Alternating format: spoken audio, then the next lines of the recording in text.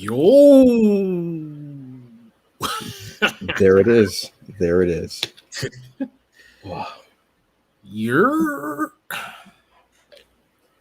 So here it is. We made it. Welcome to the non-Desus, non-Mero show. Yes. Yes. I wouldn't even try to compare them cats to us. I feel like that's like stepping on somebody's toes when they wearing tight church shoes. That's what I feel like. That's a huge slump. All right, let's get this started because two things about this show. We finally made it to a quote-unquote blockbuster summer as far as movies.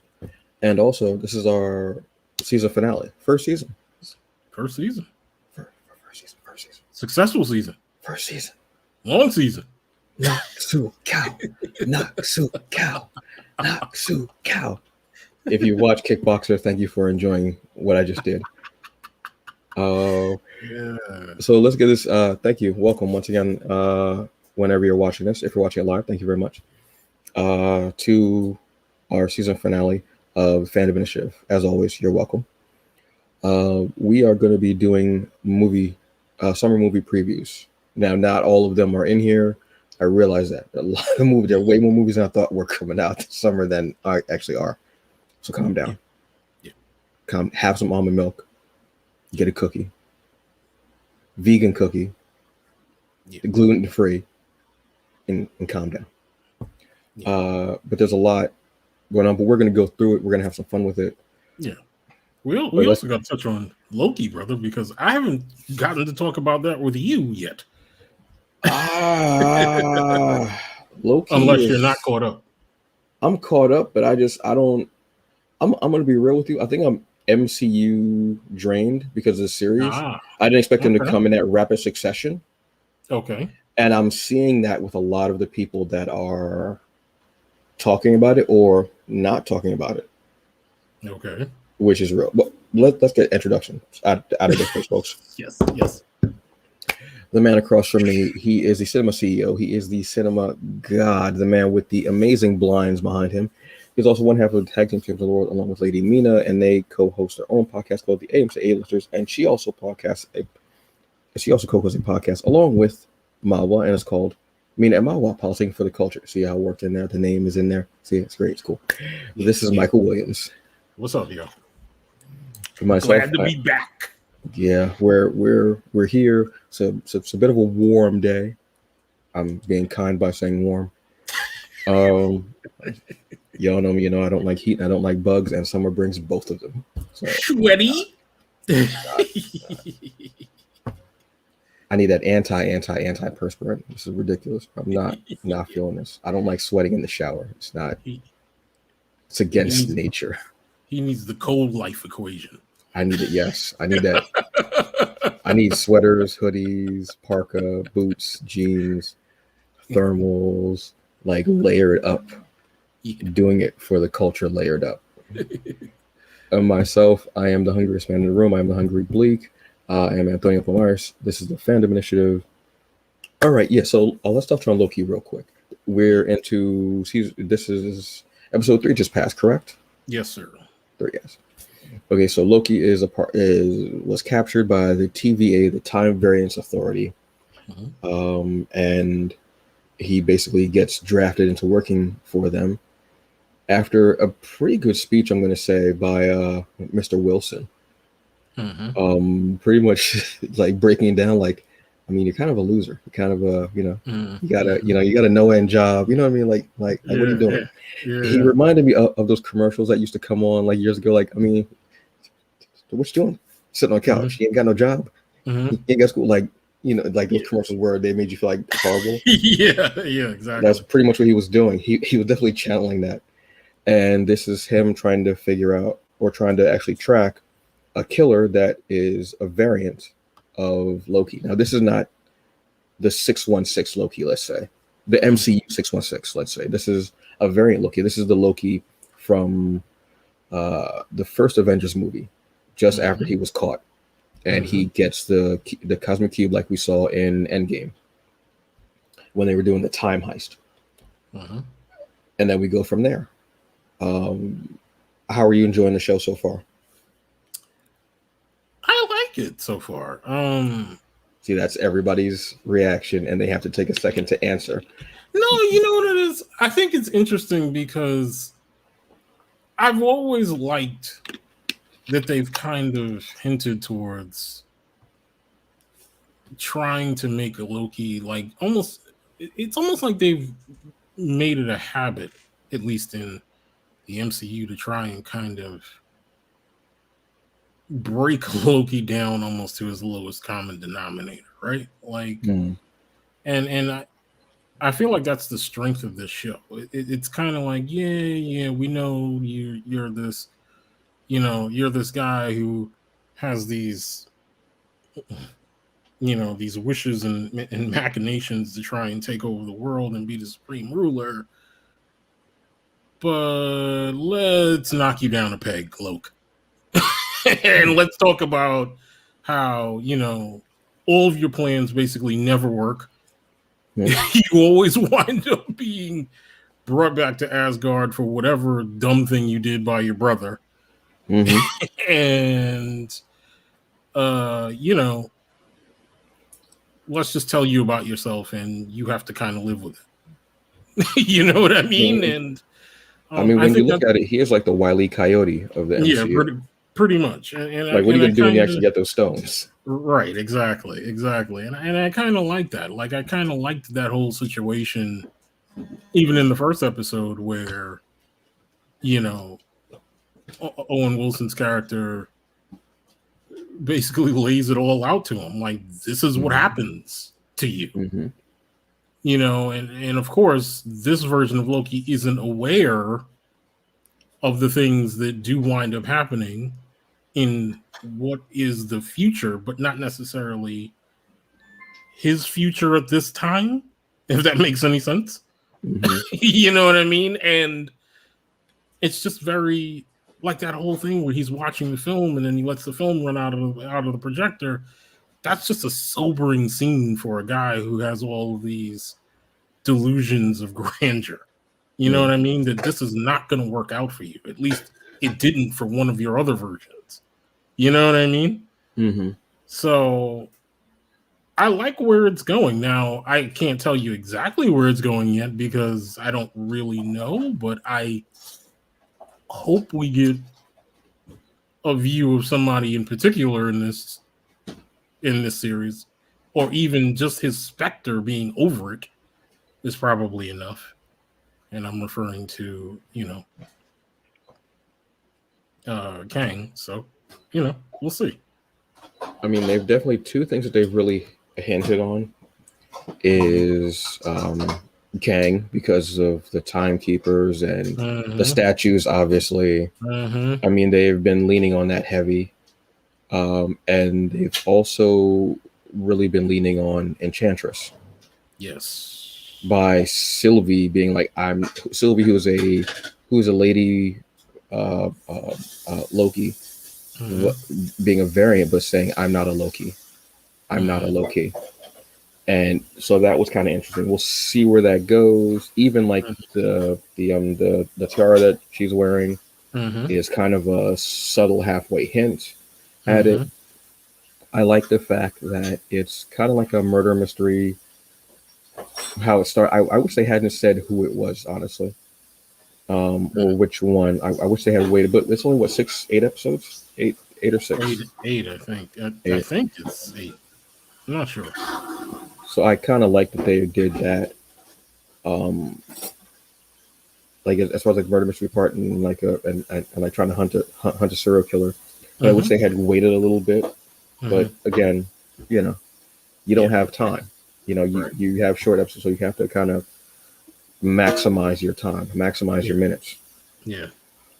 I mean, I'm enjoying it for the most part, but I think it's the fact of, and I've said this before, and I'll continue to say because that's how you have to do content, is always leave us wanting more. And I think with people, you got this huge burst of steam right out. Oh my God, WandaVision. Oh my God, we haven't seen anything from the MCU in like, it had been like over a year, I want to say.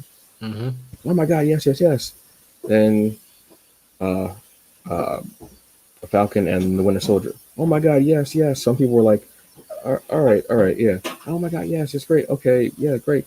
Now there's people are like, yeah. Some people don't. They're like they're not into it. Um, I mean, people are still watching because it's MCU. I feel like this is going to be the show that may not be their grandest, but Mhm. it's leaving breadcrumbs and setting plot points, which it has to do. You have to have that. So Mhm. this is going to be the show that's going to shoulder that burden, shoulder that brunt, Right. because of the all the timelines and possible secret wars that had Mhm. happened to Mhm. get one timeline. Sif, uh, excuse me, not Sif. I'm sorry. Enchantress question mark. Mhm. Kang, exclamation point. Mhm. All those things. So this is going to be a show that shoulders that burden of, okay, this is the third one, what have you. I mean, and it's nothing against the cast. Love the cast. Cast is incredible. They're doing their job. They're great. Mhm. I love the chemistry. It's Mhm. MCU, so you trust them. You go, okay, this may not be the one, but we understand. Oh, that's what it meant in this. Oh, that's where it Mhm. started, was this. So I understand that. But I think it's that MCU fatigue. Mhm. It's gonna happen. It's gonna happen, especially with everyone has such a variety of content during the pandemic and still continue to do, that they finally were able to really get into and see. And streaming services, honestly, any content provider, streaming services, um, authors, comic book creators, they took that time to really, hey, there's not that stuff in there. You're stuck at home. Guess what I got? Doing that. So I think that is kind of like people got more used to so much more variety and stories other than superhero. I don't. It won't ever go away, obviously, but Mhm. I think there might be a point where it's a little bit of a lull, Mhm. and I think this is that lull. Now, when Black Widow comes out, that's going to be our first foray back into actual theaters. I mean, yes, it will still be available on the Disney Premiere Mhm. service, but I think that uh, that's where we're going to see what's going to happen All right. with that first. Okay, because that movie has been over a year. We've been waiting. Now we're all shot up. Well, most of us are shot up. We're ready. Mhm. You know, we Mhm. burned our masks just like they burned their bras years ago. Um, you know what I mean? Like, whoo! I still have my mask, by the way. I will not be giving Yes. them up. I like Yes. it. I like it very Yes. much. Um, and and we'll see where it goes. But I think there's going to be that thing of there is going to be that MC fatigue. Not saying that we don't love it. We do love it. It's incredible. Again, I've talked about this before. Uh, Over 10 years, over 20 movies. Now you have the series added. And that's a lot of lore, a lot of content, a lot of storyline and world building, stuff like that. That's incredible undertaking. Incredible. It's Mhm. amazing. Mhm. But Mhm. there's going to be that point of, okay, little bit of a lull. It's going to happen. But we'll see what happens with Black Widow. But again, that's going to be right after shoot. Boom. Yes. But after Black Widow is what? Shang-Chi or is it Eternals? Shang-Chi. I'm thinking Shang-Chi might be bigger than Black Widow. New character, Yeah, you might be character right that about is understated, that. Mhm. um, Asian representation, Mhm. and it looks like I said, it has the same feel as Black Panther. Like I feel that same type of energy. Mhm. But Black Widow is gonna be big because obviously Black Widow MCU first thing that's gonna be our big. No offense to the other movies, but that's the big summer box office movie. Mhm. So everybody's gonna be out there. Oh yeah, I gotta get. Oh my, yeah, got it. You know, popcorn, everything. You know, t-shirts, what have they gonna? Oh yeah, great. It's amazing. And we want to see how this is gonna tie in because the character's gone. Um, characters dead? Question mark. Because we don't know Vormir, and again different timelines, variants. Mhm. Again, I'm not the guy to theorize. I'm not going to say that. I'm not going to because I don't. I just want to enjoy the story as they're telling it and reading. But I think that's what's going to happen. Black Widow's going to be big. I think Shang-Chi's going to be bigger. Then after that is Eternals, correct? Yes. Eternals after that, right? Eternals is going to be that one where I think people are going to want to see it. They don't know about the characters. That one might be the one that's kind of that understated. I don't know why I keep bringing it to this point, but The Big Sleep. Yeah. Because it's that ensemble piece. Mm-hmm. Big it's Chill, a, you mean? Chill. Thank you. Thank you. Chill. Yeah, The Big Chill. It's an ensemble piece without having to bring everyone together over all these movies like Avengers was. It's an already built team that we're going to be looking at. So I think that's what's going to. I think that's going to be a big movie, but I think it's going to be one that people are going to maybe wait at first, see how people feel about it, then go in. But either way, I'm excited to see where things are going. I actually do want to go into theaters to see Black Widow. Yep. I'm more hyped for Shang-Chi, to be honest with you, because the character is dope. I've been reading like the recent stuff, and it's awesome. Love it. So we'll see what happens, But low-key, I do recommend it. Watch it. It might drag a bit for some people, but I feel like you're going to be missing a lot of plot points if you miss this. If you're looking for intricate stuff, you're going to be doing yourself a disservice if you don't watch low-key. Yes, I agree. That's how I feel, But we've got 5 more episodes. They drop on Wednesdays, so we'll see where they're going with this story. Again, I'm interested, kind of like a profiler hunting a serial killer who you already know who the serial killer is, but it's about tracking them to where they're going next. Yes. So yeah, I'm excited about it. Oh, since we talked about that, there was another show that came back actually 2 weeks ago, Motherland, Fort Salem. If you haven't watched the first season, you catch on Hulu. I'm rewatching the first season now, just because there's a lot of world building in it. I loved it. There's a lot of world building in it, so I'm rewatching it before I watch the new season. I think they're on episode 2 of season 2 now, I want to say. I'm in the midst of rewatching that and rewatching The Witcher before when the new season of The Witcher comes out, and I also want to see the animated series that's going to be the animated movie. I want to say that's going to be coming out for them, so I'm excited about that. So that's a lot of stuff coming out, but summer movies. This is a time-honored tradition, except last year. Yeah. Well, kind of, because Netflix was like, "Look, you know what? We got this. Hold my tequila," and they gave us a blockbuster summer and a lackluster summer, which is awesome. So there's a lot of movies that are going to be there, coming out, that are going to be here, there, everywhere.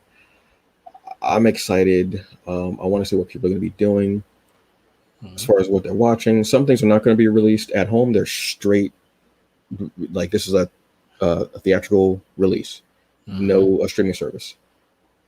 Yeah.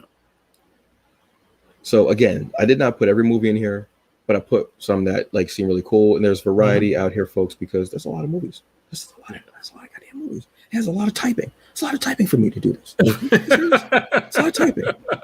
So first one that actually released yesterday was Fast and Furious. So we got that. So we got that. All right. So obviously, bam, look at that. The graphics department is up on point. This released yesterday. Dom and the family, because the only thing that can defeat criminals is family, and his charger, apparently. I have not seen it. I do want to see it. I will be reactivating my AMC list of membership for these movies, because I looked and I was like, that's a lot more than 3. So yeah, I can totally do this. Have you seen it yet? I have not, brother. I have not. That's fine. So just yesterday. I'm ashamed to tell you that probably the last Fast and Furious movie I saw was the second one, I think. I haven't seen any since Tyrese. Yes. If you're looking for something that's just ridiculous, out there, wild, watch these movies. There's no even watch Hobbs and Shaw, which I enjoyed. That was their last in the Fast and Furious universe. Hobbs and Shaw was what, 2019, 2020? I want to say 2019 or You know, 2018 maybe 2018, 2019. I Yeah, want to say. I think so. Yeah. That was actually a lot of fun. Look, if you're a stickler and you're like, "Oh, this isn't real, this isn't realistic," then shut up and sit down. Like then, if you're complaining about none of this follows physics, but you sit there and watch Captain America throw a steel that returns to him every time, that Parker even says your shield doesn't follow the rules of physics, then I need you to shut up. If you're watching a man have like a suit of armor around him and he's all over the place and he flew into a wormhole in space and fell out of it, I need you to shut up. Seriously. These movies are fun. They have incredibly diverse casts. I mean, they could use some dark skinned black women. but they've making a lot of money, and these have been around for 20 years. A friend of mine and I were out to dinner last night, and we were talking about it, and I was like, when did it start? And he went and looked up, because he's a huge fan of the series too. He was more a fan of the first 2 or 3 movies, because they were more like, and he was like, wow, it's been 20 years. That says something. This is Avengers level type of,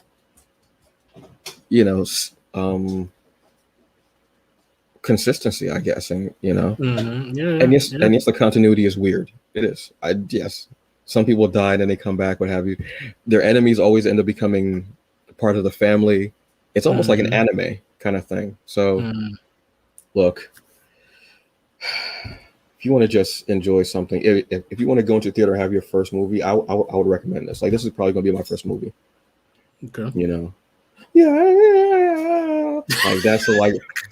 If you don't know where that sound is from, watch the trailer. That's stuck in my head. They drive a car onto a plane. They blast a car into space apparently as well. Nice. That's what summer blockbuster is all about, man. What are you talking about?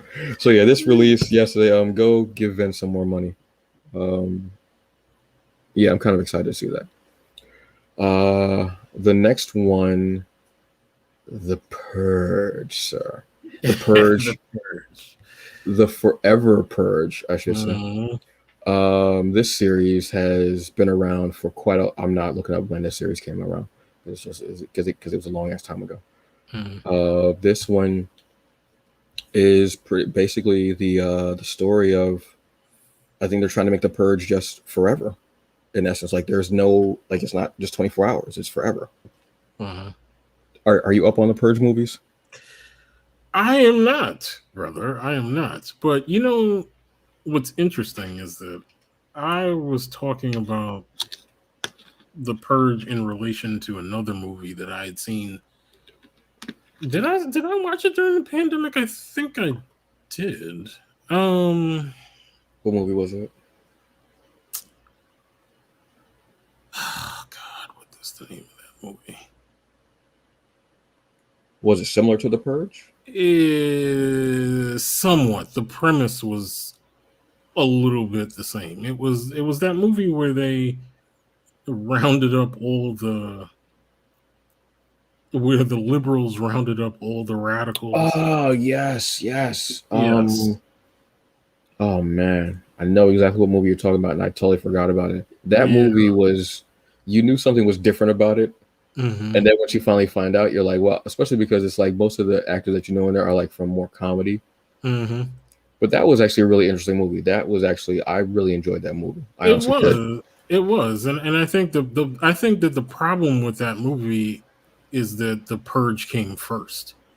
You know what I mean? It hits completely different if The Purge doesn't exist, and that's just like the first kind of movie that's made where it's like, oh well. You know what I mean? Like, I think that was the problem with that movie, is that The Purge had already been out there for a while as far as the franchise goes.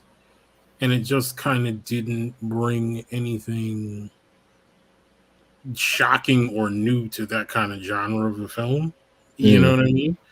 But, yeah, I mean, definitely The Purge definitely has a place in summer movie fare for the stuff that it deals with. Like, what if crime was made legal for Mm-hmm. 24 hours, or if this movie's trying to do is trying to make it forever.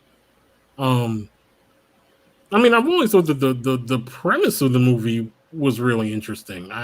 You know, Mm-hmm. I don't know if it needed 3 or 4 sequels, but you know what I mean? But I get it. I Yeah. get why people like it. I completely get it. I don't. I watched only the first season of the TV series, Mm-hmm. which I liked. So I want to Yeah. watch the second season. That's also available on Hulu. Season 2 is also available on Hulu as well. Yeah. And I enjoyed it because I kind of wanted to know about other events that happened during the Mm-hmm. course of the night. So doing that is kind of cool, and following different characters and seeing all the stuff that happens and Yeah. all the different links between people is ridiculous. Um, all I can say, the first thing I can say about this movie is that other countries are looking at us and like, yeah, when we fly by America, we have to lock our doors. We cannot. We have to Yeah. lock our doors Exactly. because this is I enjoyed the first one because it was very thought provoking. Second one Mm-hmm. was good as well because it took the stance of what would happen if a father had lost their child and they just wanted to go out and find the person who killed their child and they just wanted to have Mm-hmm. that revenge. The third one was um, that same character like ended up protecting someone trying to kill a politician. That's a night where it's legal, so you can do it. The Mm-hmm. fourth one was a prequel, which was very interesting, Mm-hmm. and I believe that that could happen, Okay. especially from our last president. I really thought that that could have happened. Mm-hmm. Um, and I loved seeing what happens in our neighborhoods Right. when that happens. Um, and I love seeing people flip a switch, and like the minute that clock goes off, you start seeing their literal and metaphorical masks kind of slip off, Mm-hmm. and you see what people really like if they have the opportunity for this, where all crime is legal. Mm-hmm. Um, survival horror with some tongue-in-cheek like political stuff thrown in, done well. Mm-hmm. Mm-hmm. I don't know if I'm going to be seeing this one in theaters. Might wait for this to be on the box. The box. You know, that buy you good, Poppy. You know, I'm not good. So excuse me. The Forever Purge, July 2nd is coming out. July 2nd. I think there are a couple movies for July 2nd, which is awesome. So the Yes. Forever Purge, July 2nd. Check that out if you like, or if you don't, stay home and drink some lemonade. Unless you got acid reflux, I don't know what to Yeah, tell you. exactly. You know, what have you. The next one, this is a documentary which caught my eye. Like I said, we're trying to sprinkle a little something different in here, folks. Mm-hmm. And this is Summer of Soul. This is also going to be out, like I said, July 2nd. Mm-hmm. This is the story. The title of it, I absolutely love the title of this movie. I love Mm-hmm. it. Sorry, I love the title. It just makes me giddy.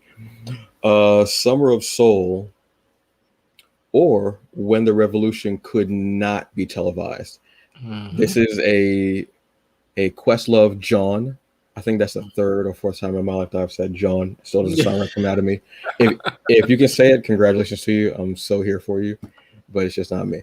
This is a documentary about honestly the Summer of Soul, and where the phrase "the revolution" will not be televised. Seeing all these black creatives, and shout out to Questlove for even putting this together. Mm-hmm.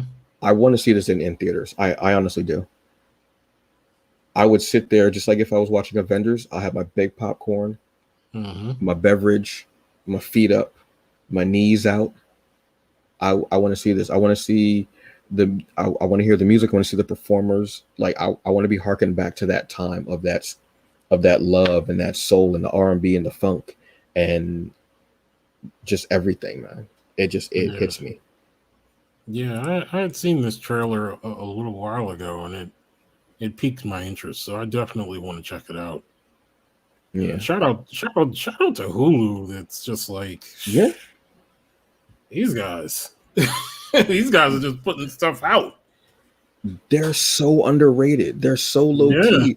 You know how much you're getting for like $7 a month? They're not. And the great thing about Hulu is that you can add stuff to it. Like if you want HBO, you can get, like, they even added HBO Max to their pack. Like they're like, look, if you want to add this. So they're like, look, we'll be your one-stop shop.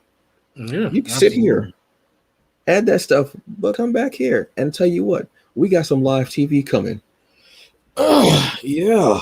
Just gonna chill for a minute while y'all just get these subscriptions going.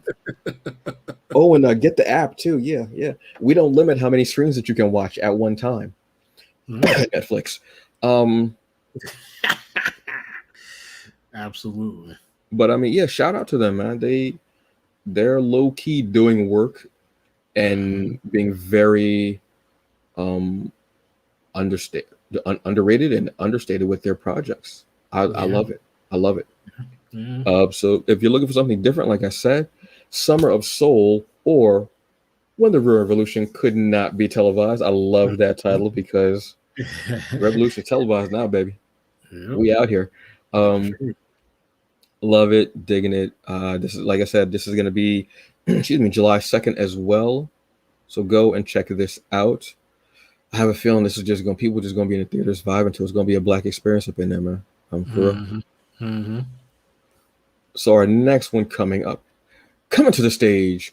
Well, not really stage. This is going to be a home release, which I'm digging, like these companies the streaming service trying to do summer movies, and now realizing that, people are still going to be home.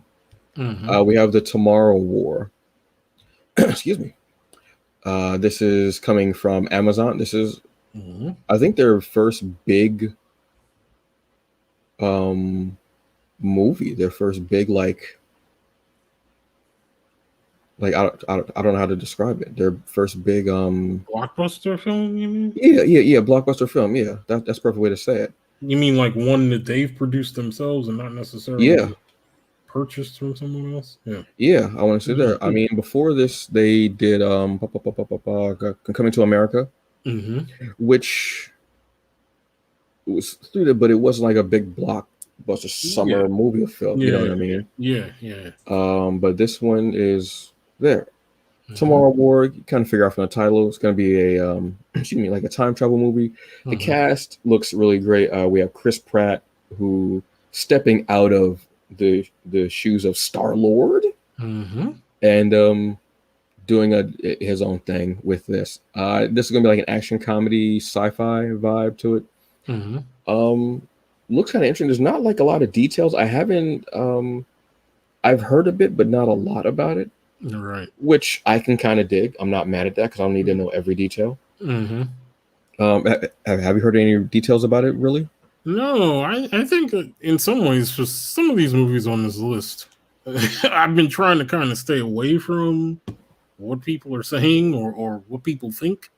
You know what I mean? Because I was trying to stay away from what people are thinking. I just kind of want to have a clean perspective going to watch these movies when I do watch them. You know what I mean? I mean, it's hard. It's hard because some things you just can't avoid. You know what I mean? Unfortunately, yeah. But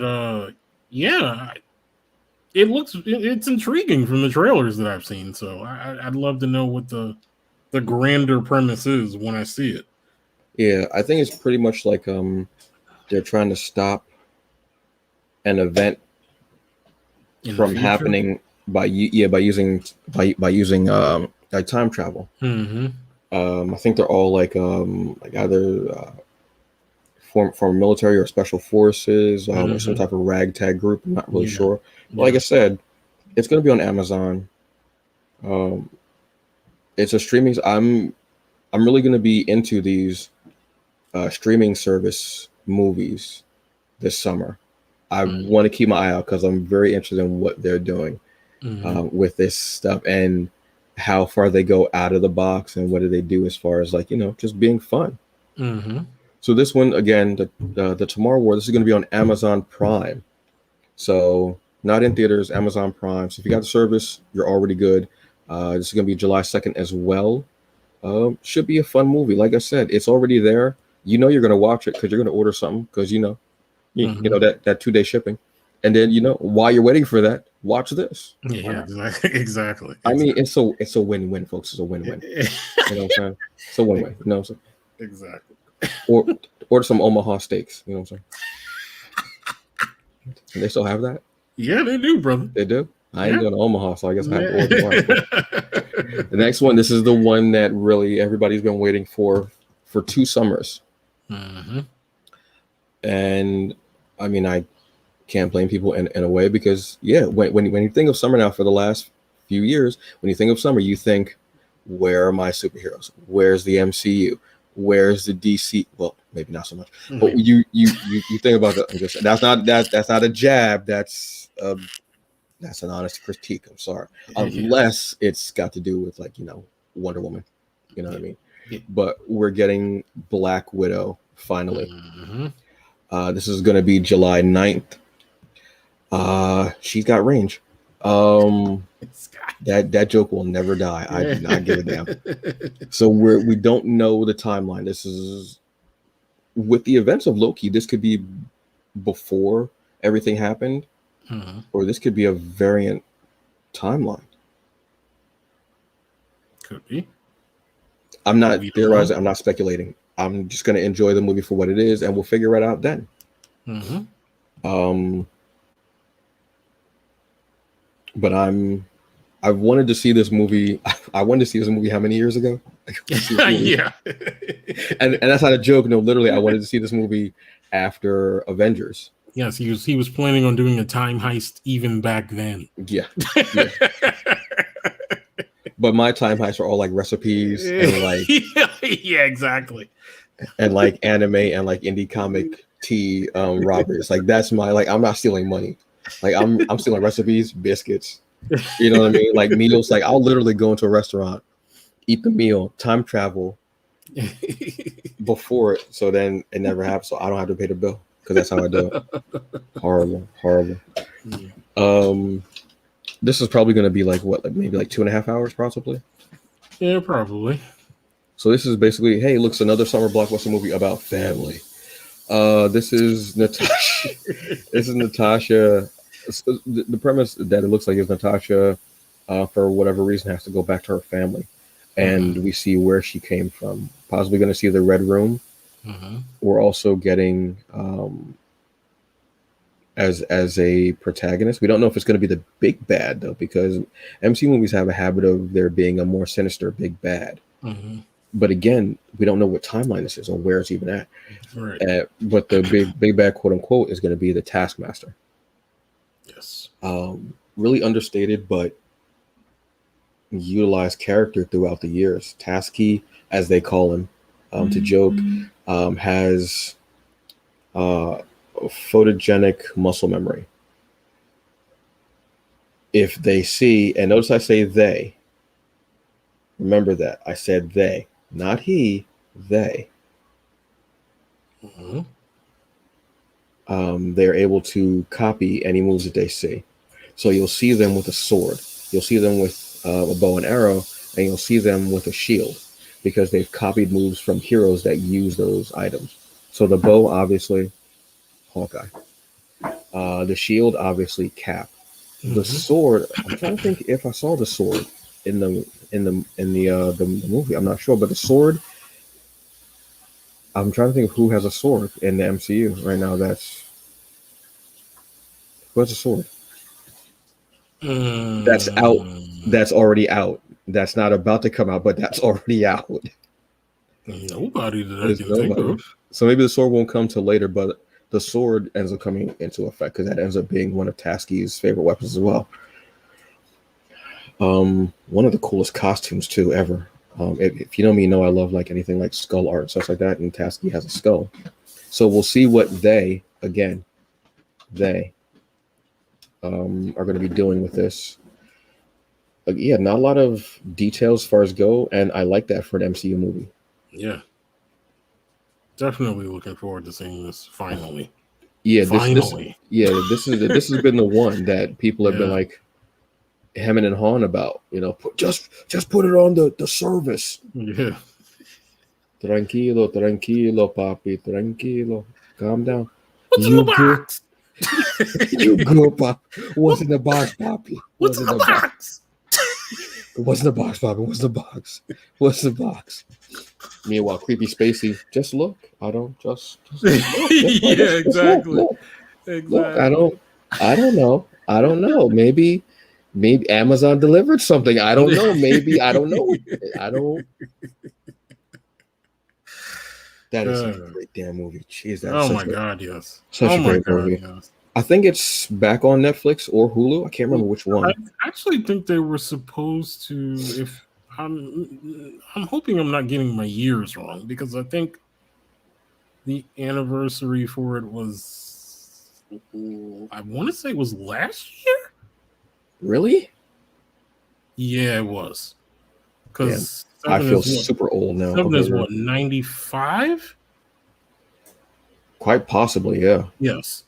So the 25th anniversary was supposed to be last year. And they were supposed to be re-releasing it in the theater. And I remember saying that if they do, I will be there to see it. I don't care how old this movie is. I will see it on the big screen again. Yes. It's one of those perfect movies that you don't need to do anything to. It's oh my God, as it is. It's already there. Yes. That movie, I can't remember how many times I've seen it, and I know the ending, and I don't care because it's the journey up to it, and to realize that in the notebooks they actually did write and scribble, like they actually wrote in every journal, like journal notebook. Like it's the undertaking. Again, when you do that little details of storytelling and things you find out behind the scenes, it makes you appreciate. You go, wait, you wrote all that in there? Yeah. Oh my God, yes. I remember seeing that movie the first time that I saw it, and I don't think I sat back in my seat the entire time I watched it. Because it has that literally it keeps you on the edge of my seat. It keeps you so riveted. Yes. And I love the fact that because this is very important. You do not put certain names in those opening credits because then you go, oh, that's going to be the killer. Yes. Yes. Yes. Yeah. So, so he's like, John Doe or whatever. Yeah. All right. And he has no fingerprints, whatever. Cornball. Next one. This is going to be for July 14th. This is Gunpowder Milkshake. Milkshake brings all the boys to the yard. Damn right. It's better than yours. Look. This movie, I remember seeing stills of it and being like, whoa, this is crazy. Then when you were like, yo, have you seen this trailer? And I was like, no. Yeah. And I looked at it and I was like, wait, this is, and I was just sitting there like, yo, this is what I've been wanting. Yes. This is what I've been friggin' yearning for. Yes. Anybody. Yes. I had seen this, because Netflix, I follow Netflix on Twitter and occasionally they tweet like trailers. And they tweeted this trailer weeks ago before I told you to go watch it, which was after I had watched it for the first time. They had tweeted it weeks ago, and I was like, I got to get around. I got to watch this, and then I don't know. I got busy and forgot about it, and then and then this past week I was like, I was thinking about what trailers I hadn't seen. I was like, let me go look up this Gunpowder Milkshake trailer that. Netflix was out here tweeting about like a few weeks ago, and then when I watched it, I was like, what?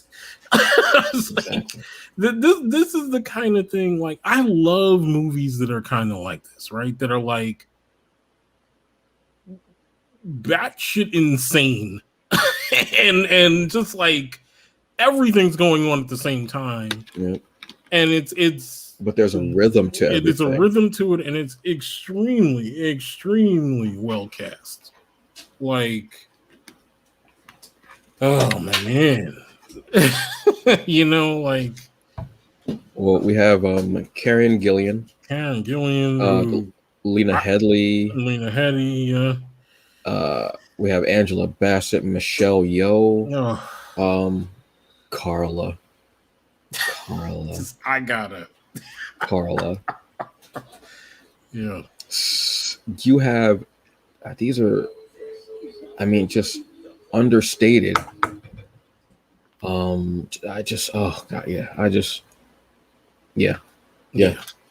Yeah.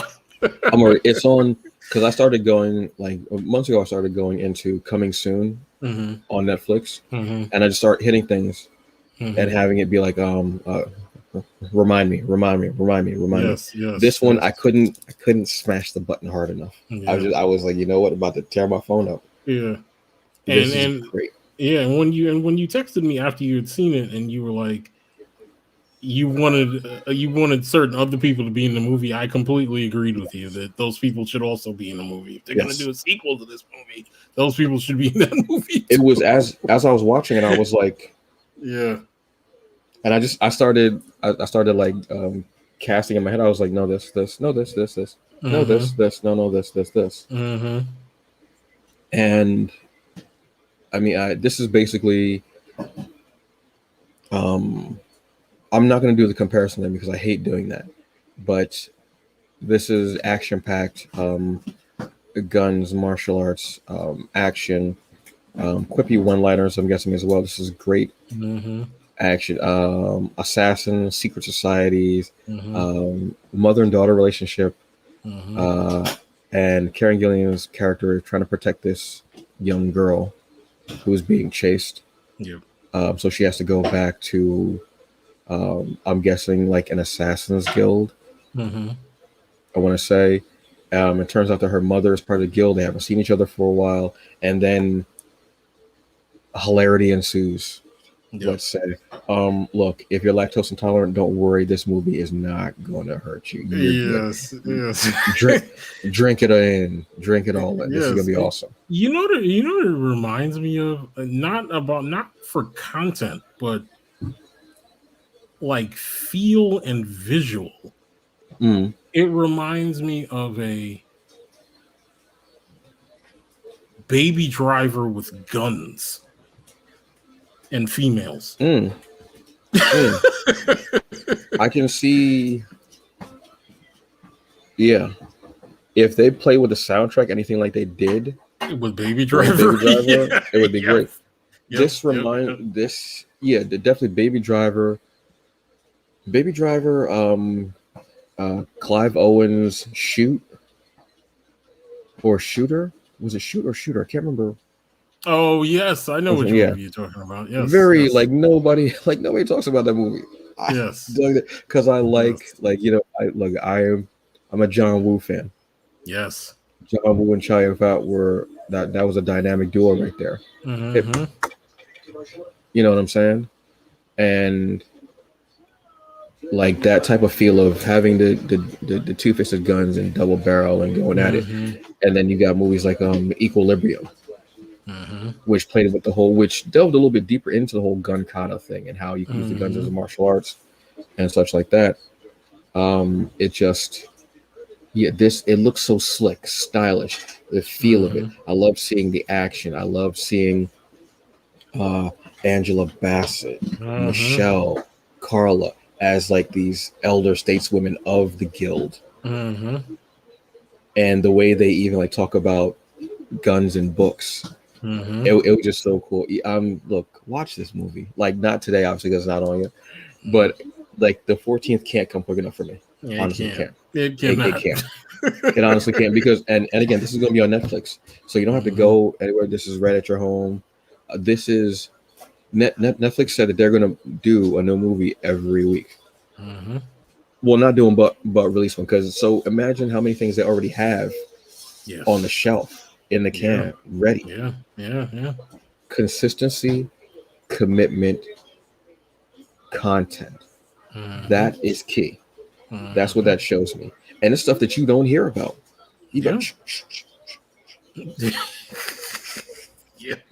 And I love that. I don't need big headlines. Oh my God, these characters are biscuit. I'm like, okay, cool, but what's the product? What is it? What's the quality of it? Because you can have big names, it can be a horrible movie. Ishtar, you can. If you remember Ishtar, thank you. If you don't, that's cool too. Don't worry about it. But yes, stuff like this is just really cool to me. I'm loving it. Again, Netflix. This is going to be July 14th. As the kids would say, my body is ready. For real. Sure. Gunpowder. Even the title Yeah. sounds like almost like something that you would hear, like a classical, like a musical. Mm-hmm. Like it would be like part of like some type of like the Phil harmonic or something like that. It just feel like the gunpowder milkshake. Like it's like, that's interesting. Mm-hmm. Interesting song to be saying. So yeah, I'm here for it. I'm here for all of it. It's gonna be awesome. And again, the Absolutely. women shooting up the place, doing that crazy action, just fighting. And I believe Paul Giamatti. Yes. Paul Is Giamatti's it? in the film. Yeah. Oh, that's a link to Shooter. Maybe that's why I'm feeling it more because he was the head. He was Clive Owen's character's nemesis Yes. in that movie. So maybe that's why. But Paul Giamatti's just. I have to get back into Millions. I have to because Paul Giamatti just delivers no matter what. Oh yeah, that is coming. That's coming back. The end of the Brother, end of the 5th season is coming back. I'm still on season 1. You For still episode season 1? 2. Yes, Oh, yes. brother. I'm still, but that's almost why I'm looking. I'm almost looking at it like, wow, I really want to enjoy watching all of that. That seems so great. That seems so cool. I love having all this stuff to watch until it's time to watch it, and then I go, damn it, tired. Damn. So this one is going to hit all ages. Well, mostly our age, honestly, even though it's made for kids, but it's going to hit all. We've got Space Jam: A New Legacy. This coming out 7/16. Look, truth be told, I never saw the first one. I'm gonna be honest with you. I didn't, and it wasn't for any particular reason. I think at the time I just didn't have money to watch movies. Kid back, just for Understand. I mean, there isn't really an excuse for it now because it's on. I think it's on might be HBO now. I'm not sure. HBO Max possibly. I'll watch it eventually. That's my answer. Just like I didn't watch Independence Day until like 2 or 3 years ago, and I was like, oh, boy, Michael Bay sure was a one-trick pony. Damn. All right. Great. Yeah. You want to keep doing that same over-the-head shot? Yeah? Yeah? All right, great, cool. Yeah. So Aerosmith for this movie too? Yeah. Bet. Okay, cool, yeah. I'm sure Steven and Joe need the money for more scarves. Yeah. Don't care. This is obviously a continuation. I think this is it? I want to say this is like a sequel to the first one. Yes, supposedly yes. Yeah. Instead of in the role of obviously the superstar athlete, it's not going to be Michael Jordan. It's LeBron. Settle down, basketball fans. Settle down. Easy does it, folks. Easy does it. Okay. But we're still going to be getting the same type of basketball. Actually, they have to save humanity. I don't know if it's going to be the Monstars again or if it's going to be a different group. I'm not sure. I think it's going to be an updated version of the Monstars. Okay. But it's still going to have the Looney Tunes, fun and hilarity. It's a bit more updated, like as you all heard about the news about the Pepe Le Pew, where he was removed from the movie, correct? I believe so. Where you could have, I agreed with it until someone brought the point that it could have been a teaching moment about his behavior and what it was like for decades in the cartoons. Yes. That could have been teaching, but it is what it is, what have you. Sometimes you don't need to rely on cartoons to teach. We should be teaching our children that ourselves. Yes. So for sure. that. For sure. Also, check your friends, fellas. Summer's coming. People are out. Please check your friends. Yes. But yeah, this will be one of the ones that's double release. So it'll be on HBO Max and also in theaters.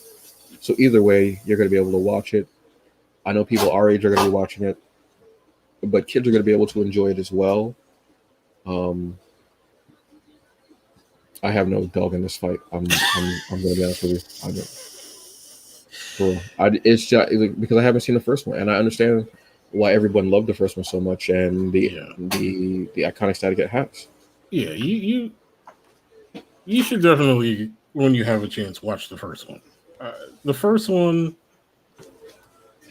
is just when you think about a movie where you take the greatest athlete at the time on the planet and throw him into a situation with Looney Tunes characters that we've all grown up with, the movie was just perfect. Like Space Jam was perfect. It was, Mike didn't have to be, he didn't have to be Sir Laurence Olivier. He just needed to be himself. Because he's playing himself, yeah. Right. And the rest of it just kind of worked around him. And the soundtrack, again, this was back at the time when soundtracks really meant something in movies. And the soundtrack worked for Space Jam. That's what made Space Jam so great. It was the soundtrack and it was the content of the movie. Yep. The problem I have is not necessarily that even, I guess, if you have to make a sequel, you're going to make a sequel, right? Because that's just how studios operate now. But I don't know that there's even really another story there to tell. You know what I mean? Like, even that's what I'm thinking. They're going to do a continuation from, from the first one, with some happen. Because I think it's like them stuck in an auditorium, and they have to play in order to let the people be free. This could be like the monsters coming back for revenge. Yeah. With this new legacy, because the Looney Tunes characters are still there, obviously because they're immortal. So they're, but now we have this new champion. Yeah, and I think my thing is that why I almost have this irrational attachment to Space Jam is that everything in the movie is simple. If you know what I mean. Like, the animation is simple.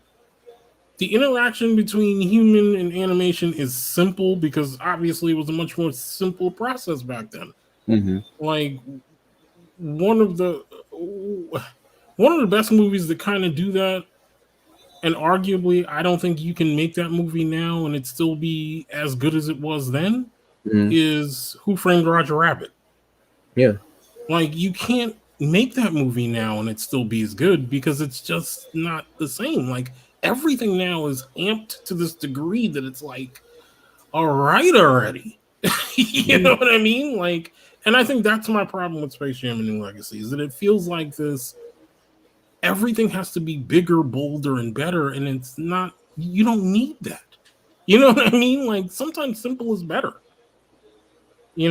Yeah, but I think this movie, as much as it might be made for ourselves and our age group, it's also made for a different generation as well. Hence a new legacy. So sometimes movies aren't made for us, even though we think we are the center of the universe. It's made for somebody else because we don't want to be the ones yelling, "Hey, cut those sideburns and turn down that music." That's true, brother. Because sometimes we honestly have to remember that we're the ones who things are like. When I listen to some of the music, I go, "Okay, all right, cool." Like, I have no dog in the fight, but then I realize that song's not for me. Right. All right.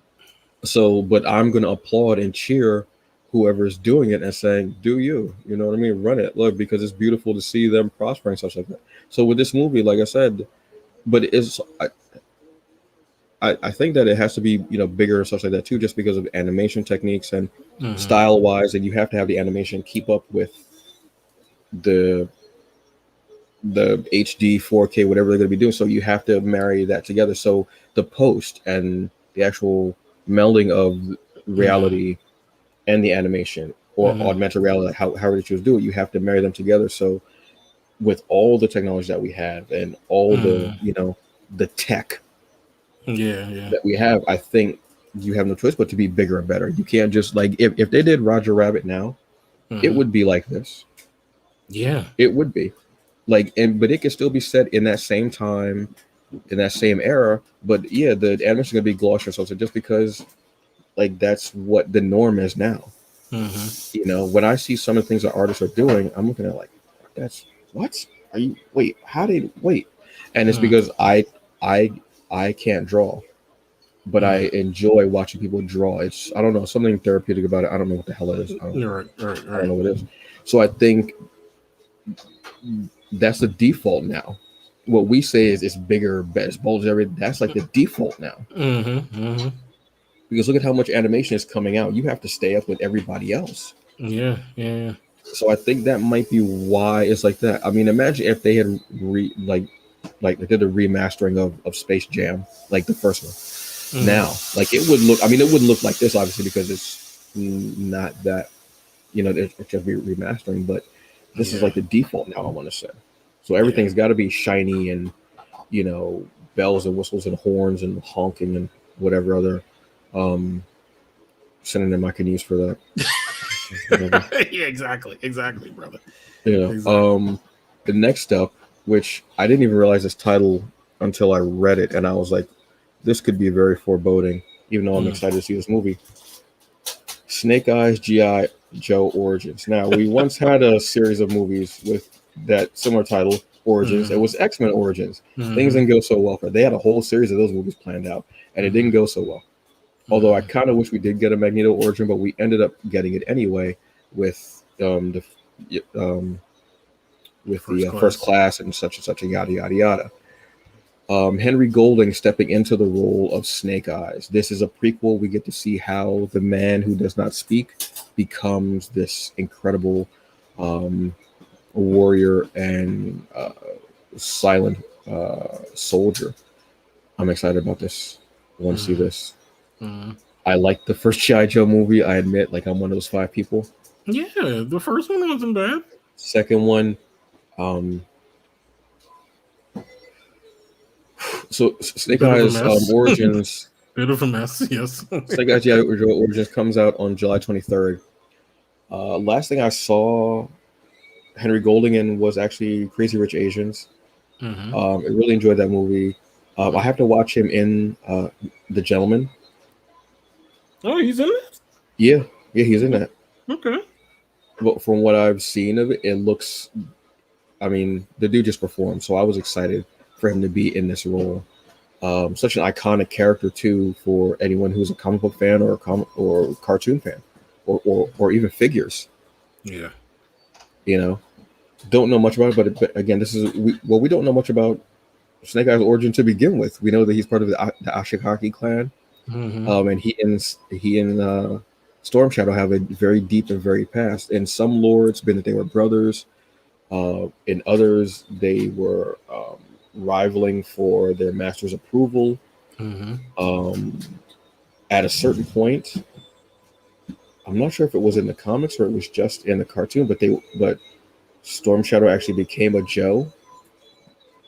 Really? Yeah. They were actually partners. They partnered them together. Okay. In the comics, at a certain point, Snake Eyes actually betrays the Joes and becomes a part of Cobra. I don't know how long that lasted. I really should get into reading the G.I. Joe comics, but there's like 1,000 of them. So that story, those two together, has always been interesting. Snake Eyes is just that mysterious character. In the movie that we got years ago, Ray Park played the role of Snake Eyes. And when we saw Snake Eyes as a child, he was a young blonde white boy. I'm not sure what his ethnicity is, honestly, in the comics or in the movies. Excuse me, not movies, but in the comics or in the cartoon. In the cartoon, the one time that he took his garb off, we didn't see him. It was during the something about radiation. I think it was when Cobra had not the Weather Dominator, but when they had turned off, like when they had the huge EMP. I think that was it. And it was something about radiation, I want to say, some type of crystals. I really want to go back and watch that now. Holy cow. On regular standard definition, not high definition, obviously, because why wouldn't I want to watch that small screen? But I'm excited for this. I am. Again, this is another summer big box office. That's the type of feel that you want to get. This is going to be strictly theatrical as well. This is not at home. This is strictly theatrical. Yeah. And I'm happy for Henry. I love seeing people propelled and getting bigger roles, still doing stuff that they do. They get bigger roles. I just love it. Hopefully, this will be a springboard for them to do an actual really good G.I. Joe reboot. Yeah. I think that's a franchise that is kind of extremely untapped. Like they were onto something with that very first movie, but then it fizzled out after. Yeah, that second one was. Yeah, so I don't know. I mean, I don't know. Like, I don't know. I don't know that it necessarily needs to have huge stars like The Rock and all these guys attached to it. No. Like, You can do it understated. I think you just need, you know what it is. G.I. Joe needs good storytelling and good world building. That's what it needs. Because it doesn't matter that you have huge stars attached to it if you're not writing a good story that people will understand. It won't be as sometimes cheesy as the cartoon could be sometimes. Yeah. Like yeah. I think that there's a lot of story that they could do with G.I. Joe, especially now in this world. Yeah. Easily, they could do a franchise that would work. Mm-hmm. You know, and still have it be the action sci-fi. Yeah. Movie with these two rival organizations. They definitely could. Absolutely. But what they really need in that movie, Serpentor. This I command. Yes. Got to throw that Serpentor in there, sir. For sure. Next one we got is M. Night Shyamalan. All right, calm down. Put the chairs down, folks. Put the chairs down. Chill. Okay. No need to have an impromptu, Blazing Saddles bar fight. Calm down. We're getting old. Man, I didn't need to say the sentence like that. Wow. The movie Old is coming out in theaters on, almost at September for some reason, July 23rd. This is, I want to say it's based off of a book, I believe. I think so. It's a really interesting premise, though. I'm hoping there's no type of like twist ending, but I'm sure there is. With this type of story, I'm sure there's some type of thing. Basically, a family is on vacation, and they're at like this resort with a couple other families. And I think there's a sign somewhere that says, "Do not bring children on the beach." Yes. Do not bring children on the beach, explicitly. So they bring kids on the beach, they're all having fun, what have you, and realize, they're getting tired, skin's a little wrinkly. Kids go away for, I think, maybe an hour, so you can't find them. They come back, and they're like, "Oh, mom, they're grown up. They've aged probably 10 years or something like that." Mm-hmm. This beach, you grow older. Time works differently on this beach. You're there for an hour. It could be like a year. Or 2 years or 5 years. I'm not sure how the time correlates. And they end up having to deal with that, but also having to deal with almost like a bit of a murder mystery of trying to figure out how someone died and how to get back and how to gain that time back. Somewhat of a horror story, obviously, kind of a body horror story, and about getting older and what happens to us. But I think this is a great story. If they're doing it, this is a great way to tell a story about relationships and how we savor time and how we kind of discourage, I'll do it tomorrow. You know what? No, I'm tired. This is a great way to do this. Is a great way to tell those types of stories. I actually do want to see this. I honestly do want to see this. It just looks like something different. Again, you need these movies during the summer. It can't just be all explosions and sword fights and gunfights. And he definitely has earned. He's earned my my well trust again after Split and after Glass. Like, it's almost like he needed to go back to that, revisit a property that was successful for him to figure out how to get back on track, because there was a time there where his name was synonymous with not gonna see it, not gonna get me again. hinky twist endings. Yeah, like everything like that. Yeah, and then he decided, or actually got the chance to, because nobody going into Split knew what Split was going to wind up being. Yeah, like what sold me on Split was James McAvoy, because to watch James McAvoy play all of these characters in just the trailer that I saw, I was like, I'm in. I don't care what this is. I'm in. And then to kind of sit there until the end, and then for him to make that brilliant connection to Unbreakable, I was like, what? You know what I mean? Something that you didn't think at all. You didn't. It was so far down the line. Yeah. It was. Yeah. That's how you do it. That's how you do it. That's how you do it. That's how he brought me back.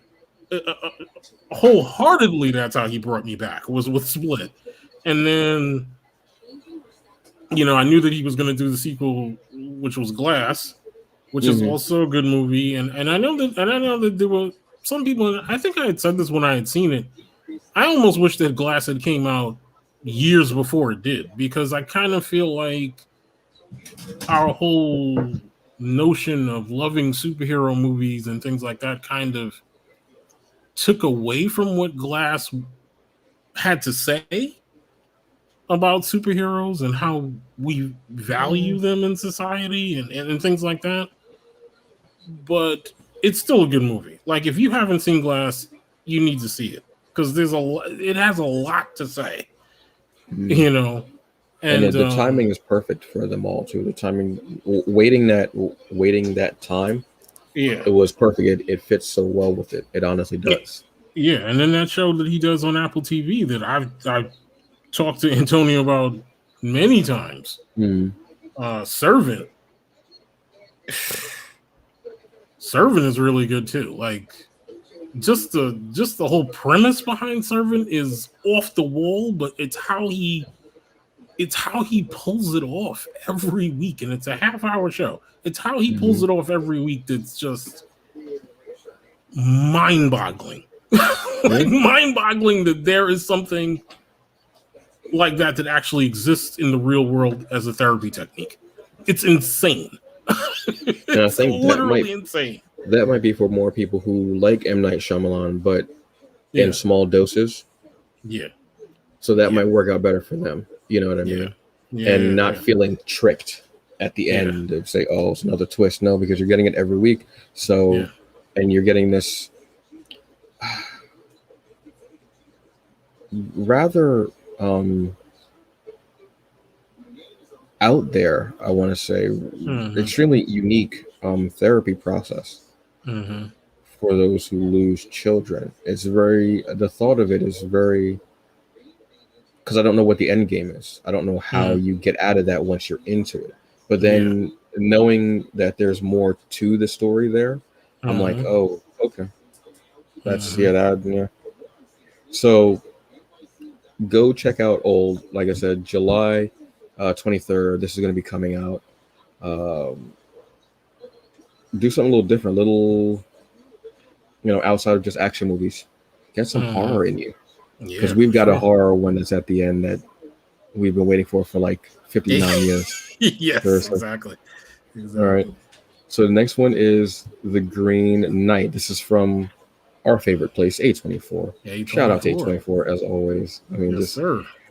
Okay, so some of you are going to hear this and go, The Green Knight, wait, this sounds familiar. I remember a movie years ago. Yes, there was a movie years ago called Gawain and the Green Knight. Excuse me.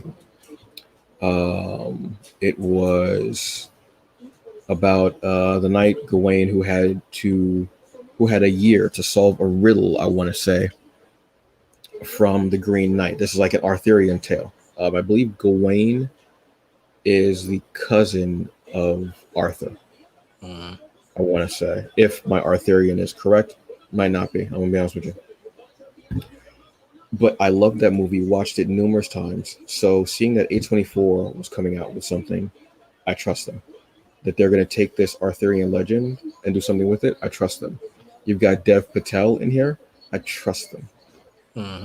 This could be that movie that I'm like, oof. Mm-hmm. Yeah, run it. You had me at green, and then you sealed the deal with night.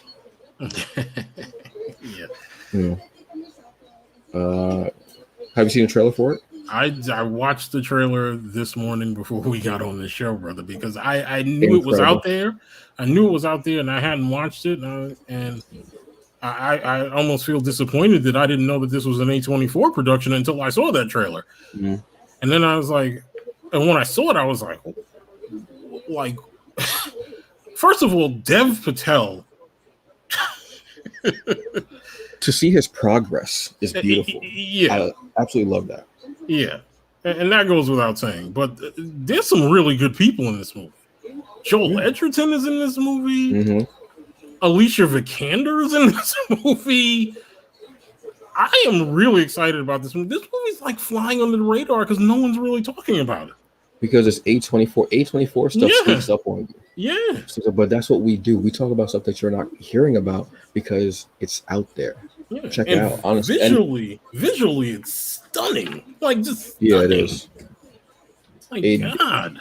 The only downfall is that it has a chance to get lost in the summer releases, but we don't have a lot of big quote unquote summer box office big blasting movies. Yeah.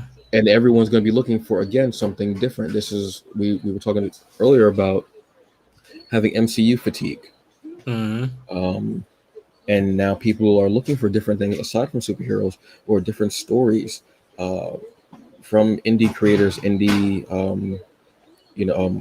publishers, whether it's comics, movies, TV shows. They're looking for things that are different, especially because we didn't have anything from the MCU for a year plus.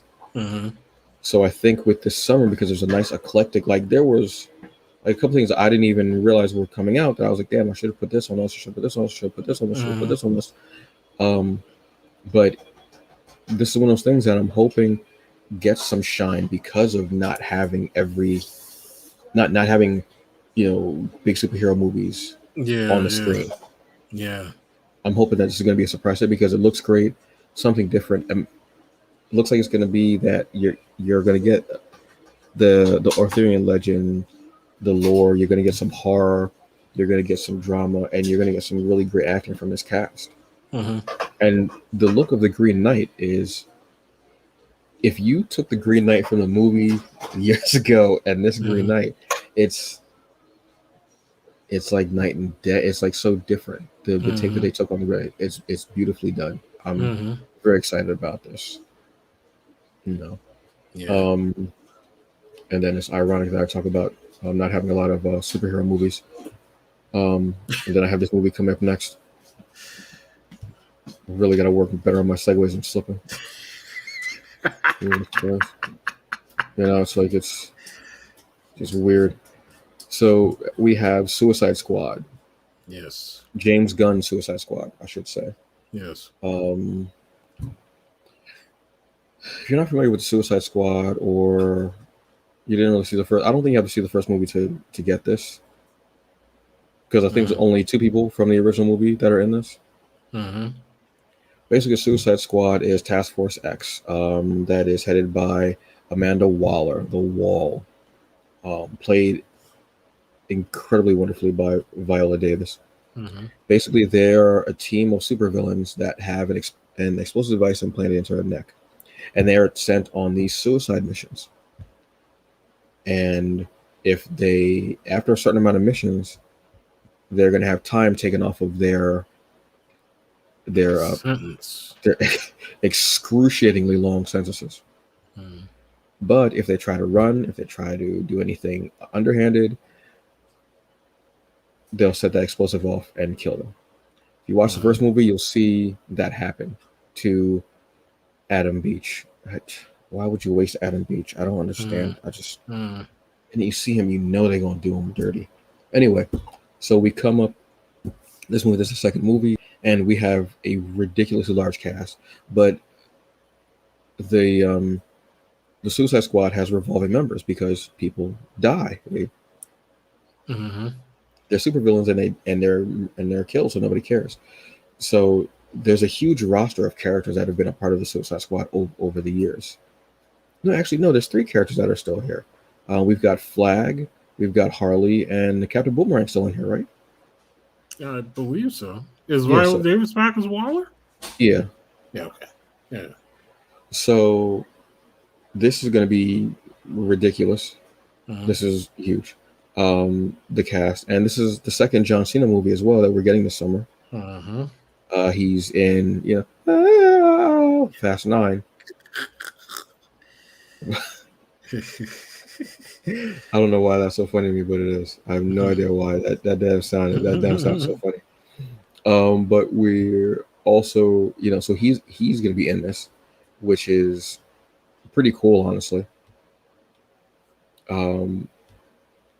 He's going to be playing the character. Oh, I forgot this character's name. Peacemaker? Yes, thank you. Yes.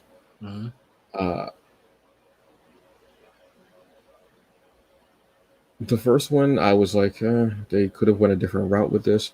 This one just looks like James Gunn just said, okay, you're going to give me how much? And I can pick whoever I want? This looks like they decided, look, we want you to do a movie for us, and you can do whatever you want.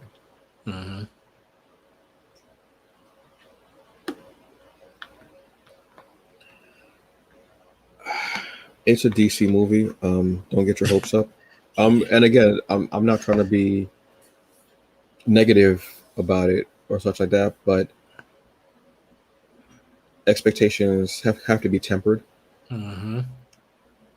But I am somewhat excited about seeing this. I'm actually more excited about seeing the Black Adam movie, I'll be honest with you, because the Rock was made to play Black Adam. I don't know. When his parents got together, they said, we're gonna have a baby so he can play Black Adam. All right, that sounds fine. Do you have any idea about this movie? I mean, without burying it. Without burying it. Like, I hope that it's one of the few bright spots as far as the DCU, because I won't even call it DCEU anymore, because it's just like, it's supposed to be all one universe anyway now. Yeah, they were saying so. Nothing's really connected really anymore. Like everything's a one-off here, there, and everywhere. So it's just kind of like, I hope that, knowing that I've seen James Gunn work on a few films in the last, 5 to 10 years that have been really good movies and have been kind of surprise movies, like, Guardians of the Galaxy, those movies. And he also produced that movie that was basically the evil Superman film, Brightburn. Brightburn was that's the understated one. That was really good. The more I think about it, the more I like it. Yeah. I hope they allowed him to do what he wanted to do with this and not meddle, and maybe that'll make it a halfway decent movie to watch.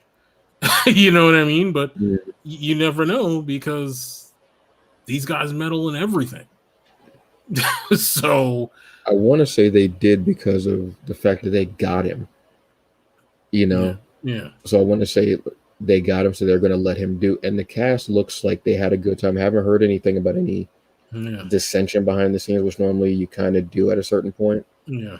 Like we've heard with a couple of other DC-centric movies lately. So I'm thinking because of that, they let him do what he wanted, because it looks like it's pure Gun. It looks like he just cut himself and bled on the film, I'll be honest with you. Yeah. So that's good. Hopefully it'll be, a good watch. Yeah, but we're not trying to demonize what have you, but the track record, unfortunately, is very spotty and sporadically good, unfortunately. But I want this to be good. I want this to be a fun movie. I want everyone to have fun when they watch it.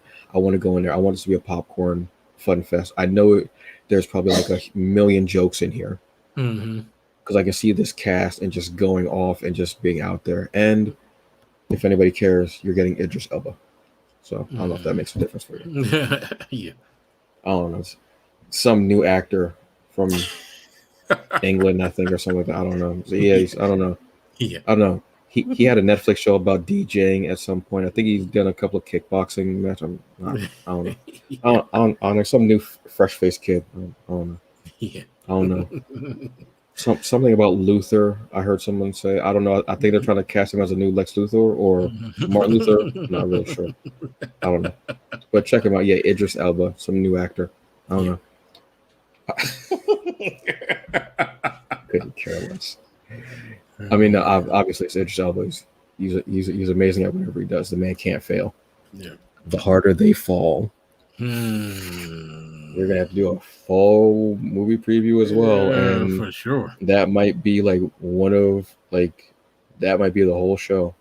Yeah. Holy cow! So speaking of a whole show, I ain't even gonna say the name of this movie. Y'all just have to read it. You ain't gonna catch me slipping. On August 23rd, excuse me, on August 27th, we are getting. You can go ahead and say, Mike. The man with the candy. Yeah. Candy man. You ain't catching me slipping. This is sorry. This was the other one that we have been waiting for a year as well, correct? Because it was supposed to be last. Yeah, it was supposed to come out last year. Yeah. So this is the other one that we've been waiting for. This movie again. I'm not saying I'll say it once for the audio. Candyman. This is from Nia DaCosta. She directed it. Give her flowers. Yes. Produced by Jordan Peele, but this is Nia DaCosta's movie. Give her flowers. Vanessa Williams has not aged a day. No, not at all. Not at all. That's a whole other show. That's a whole other show. Just incredible. Coleman Domingo's also in this film. Yes. He looks good. He does everything. Yeah. He pops up when you don't expect it. Yeah. And then you go, yeah, like this movie wouldn't have been it without you. Yeah. For real. Yeah. I'm really, really interested in seeing where this movie goes because I saw the latest trailer the other day. Mm-hmm. And it actually looked better than the last trailer that I saw of it. Yeah. And there seems to be kind of an interesting angle there that they're going with. So I don't know what exactly that's going to be, but I'm interested. I'm interested in seeing it. Yeah, this basically if you don't know about the first movie, came out 94, 95 maybe? Something like that, yeah. About that? That was a long time ago. I remember watching it and having the blinds closed and that was the worst mistake of my life. Blinds closed and curtains, and I was like, nope, opened up everything. I let every bit of sunshine I could get in. This is I haven't watched it again since because it freaked me out that much because I hadn't seen that. I hadn't seen the big bad be a black character, so I knew that it was closer to me that he could possibly get to me. Where I've never really been afraid of Jason or Freddy, whatever, because they don't come at us, so they don't mess with us. So I'm like, yeah, all right, cool, whatever. But the story basically was that there was a what was his profession? Was he a violinist? I believe or an artist. So I think a violinist is an artist, I should say, yes. He was an artist, yeah. And he was a former slave. I fell in love with a white woman. A gang of white men found him, sawed off his hand, put honey on his hand. Sounds like some OnlyFans stuff. And then he got to give the people what they want, I guess. Yeah. And then the bees and everything like that. He dies. He comes back when you say his name 3 times in a mirror, and he ended up having a hook in his hand to replace his hand that was missing. Hence the hook you see in his hand on the screen if you're watching the video on YouTube. Yeah. Like I said, this is that one horror movie that freaked me the hell out. Never went back and watched it. No. So to have a follow up, which is a sequel, but also I think maybe more of a retelling. Mm-hmm. A reimagining, maybe. Yeah. I want to say we're going to be forgetting about the what were the 3 sequels? I want to say Yeah, for this. I think so. Yeah, we're hopefully going to be forgetting about those, just like kind of like how they did with Halloween. Mm-hmm. That thought process. Again, I don't know. I'm hoping so. I want this movie. I will see it in theaters. I be brave as hell that day. Carrying a flashlight in my pocket. Y'all gonna realize that. I'm excited about this. The cast. I mean, this guy has, and when I say this, I don't mean it to sound.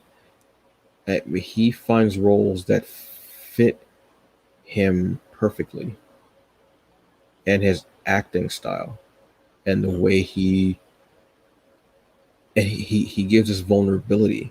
Yeah, y'all doing team. Yeah, he gives that vulnerability. This is probably the worst mistake of Michael's life. Worst mistake. But I mean, oh God, Black Manta.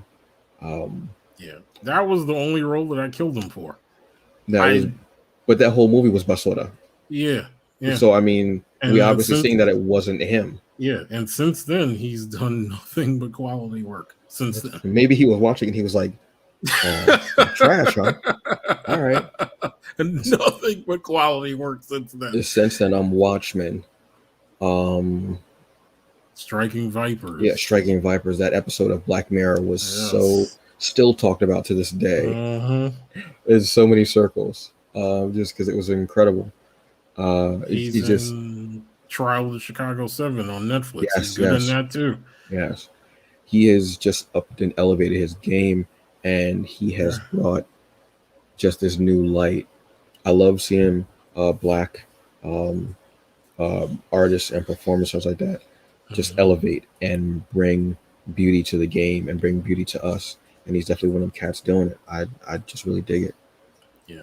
I'm probably gonna curse him out in this movie, but I think but I'm excited to see this. I want to see where they go with it. And I'm here to see just Vanessa just go no, lock, nope, we don't say that name, nope, we don't. When she claps, all the Black people knew. We don't do that. We don't do that here. We don't do that here. Nope. You'll find me in a theater curled up in a ball on August 27th watching Candyman. Yeah. And those are all the movies that I can. Those are out because I was looking through. I went on AMC at first, the app, and I was looking. I was like, "Oh, this is coming out." And I was like, "Wait, what?" Totally forgot about Beckett as you were talking about on Netflix. I couldn't find a trailer for that for some reason. Yeah, there's no trailer for it. Because everybody that I saw on YouTube who said trailer, they just got views from me because it wasn't a trailer. They were just still pictures. I was like, yeah. I actually kind of I saw it, and because you know how Netflix loves to release like sizzle reels or stuff that's coming up. Exactly. Yeah, and there was a part of the sizzle reel that showed like him on a rooftop, and he looked like disheveled, and I think he had a gun in his hand. I was like, oh wait, that's John David Washington. I'm like, what is that movie? So I looked up the synopsis of it, and it goes: following a tragic car accident in Greece, Beckett, an American tourist, finds himself in the center of a dangerous political conspiracy and on the run of his life. So kind of sounds like thriller, suspense, fugitive type movie overseas, maybe something like that. Okay. I mean, I'll watch it because it's him, and I like him much like I like his daddy, and he's just a really good actor now. He really is. Yeah. So, I mean, there's also the second Escape Room movie is coming out. I really enjoyed the first one. Okay. Not every horror movie has to be bodies strewn all over the place. Sometimes it can just be psychological, but still, it's a mix of Cube and Saw, but kind of but with like a PG-13 rating. Okay. There's a nice kind of interesting twist that if I said the other movie that it's kind of mixed in with, you would have gotten it immediately, but I'm not going to do it. Okay. Definitely worth a watch. I really liked it. It's maybe I like Cube. Cube is an underrated film too that I know people now have not seen, but they need to see that. But it's constantly like if I'm watching like you know like 10 movies you didn't know, but 10 horror movies you've never seen. Cube is always on lists. Cube is always on lists. Yes. Cube is always, and I think they only will talk about the last Cube sequel because it ties into the first one. Like it's like directly linked. But yeah, it's Cube and Saw. And the first one was just really enjoyable. I watched it on Stars, I want to say. Shout out to Stars for being underrated. Like they just throw out movies and don't say nothing. They be like here, and then just walk off. Yeah. Because everybody's looking at Ghost, you know, and Power, but then they're like I'm slipping these movies. Yeah. Although they do have a couple other series coming out. I think Run the World is one which I need to start watching since Pose is over. I need to get up on that. But yeah, those are. I mean, there are going to be other movies obviously that are out. You know, some I just didn't put on here just because again, it's a lot of typing, it's a lot of pictures to have to put up and be real with you. Production is, you know,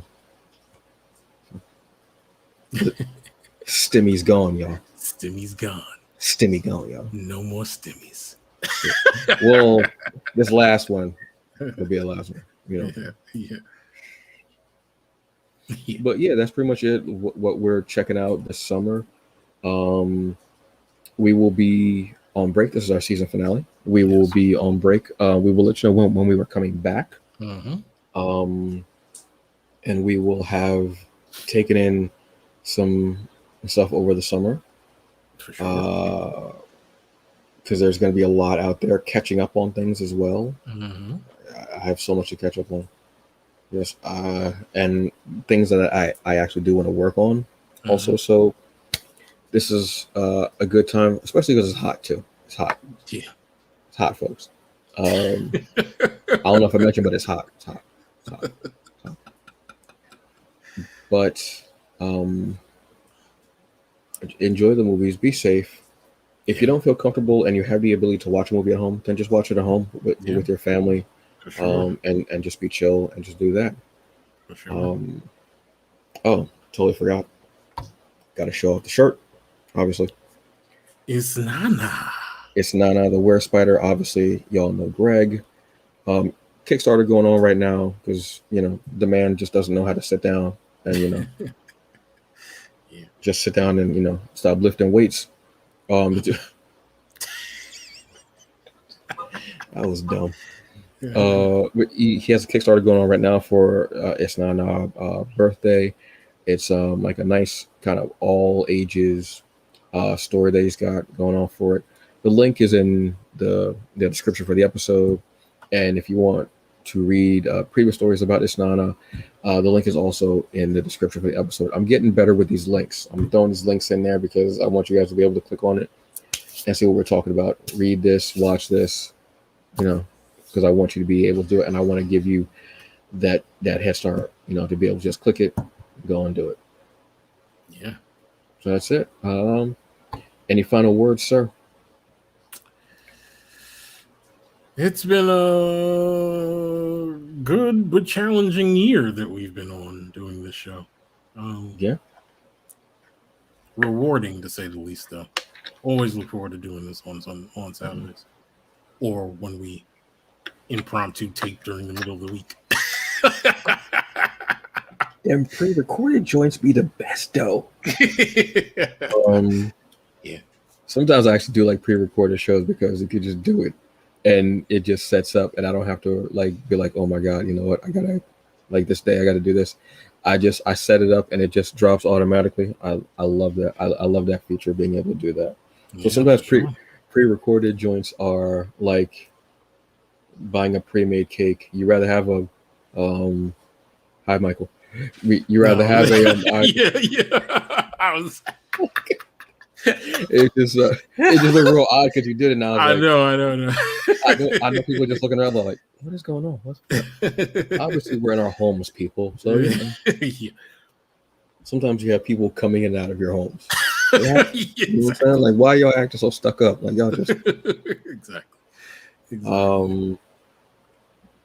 What the hell was I saying? I have no idea what I was talking about. I'm sorry, brother. I broke your concentration. No, it's cool. Whatever. But yeah, this has been very fun. For us to embark on our own thing after doing Stranger Membrane for so many years. I'm not gonna lie. I have enjoyed the money I have saved. This is no offense. It's no offense to the studio or New Jersey Transit. No offense to them, obviously. They are phenomenal at their jobs, but I'm not gonna lie about save that shmoney. It was nice. Shmoney, which went right into t-shirts. Mediums. Medium and the Body Shop body butter, obviously. Yes. Do miss Sophie's though? Yes. Mr. Chinese place. Bruh, that joint was ridiculous. The General Tso's chicken. They need to stop. I might just go order food and just walk over to Gotham and just sit there and eat. Like, you doing a show? No. But you know what? Shout out to Joy Infinity because she's back at work there, which is also great. Nice. Awesome for her to be there. I love the fact that she's there and she loves doing what she's doing. It's awesome. But on that note, my final words are: drink water, be safe, take care of yourself, lotion, lotion, body butter, drink water, and just and off.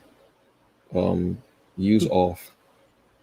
Any bug spray you can get. Well, actually, off has a plant-based one which I've used, and it's really they have a plant-based spray and a plant-based lotion. Really good. Nice. I have not been bitten yet. Nice. Also, I haven't been going outside, so I don't know if that's really relative to it. But when I do go outside, I'll spray up. Like I sprayed up when I went to New York. I sprayed up. Not that New York has a huge influx of mosquitoes, but still, I was sprayed up, and I didn't get bitten that whole day. I loved it. It's perfect, wonderful, lovely. Cool. So that's it. We will be back later. We will let you know beforehand. There might be a special episode that might drop at some point if we feel like doing a review of a movie with someone who has range. I don't know. Yeah. Or some news comes up during the summer. Or possibly that Green Knight movie. Oh yeah. That might require we might we might go the opposite way because your fave could never. But we will. We might go the opposite route, and we might do a special episode for Green Knight, or maybe Old. Yes. Or Gunpowder Milkshake. Milkshakes. Because we're trying to bring y'all to the yard. And damn right, our show is better than theirs. Yes, exactly. So, on that note, this has been Michael Williams. Thanks for allowing me to grace your headphones and grace your screens the last year. We appreciate everyone who's listened, watched, vibed with us this whole year. Yes. Oh, before we go, we have a word from Mina Summertip. I don't know why I read that as your name. That makes no damn sense whatsoever. This is the worst. So Mina Summertip is Trader Joe's body butter. Really? I didn't know they have body butter there. Yeah, they do. She just got it this week. Is it like shea butter? Is it like almond? Like what's it like? I'm not sure what the consistency is, but she was saying to me that she usually gets body butter from a different place and it's more expensive. But this one that she found at Trader Joe's smells exactly like the one that is expensive. and it's just as good. So, as far as I know, Trader Joe's is big on all natural stuff. So I'm sure it's all natural, no chemicals in it, probably.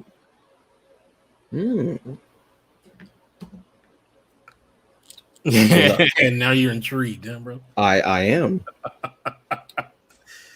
As Alex from Noah's Ark would say, what's the Gaga girl? So thank you for that tip. I'm actually very intrigued now. I never would have thought of, you know what, let me go to Trader Joe's and get some body butter. I never would have thought about it. I thought about regular butter, but not body butter. Yeah. You got Trader Joe's out by you?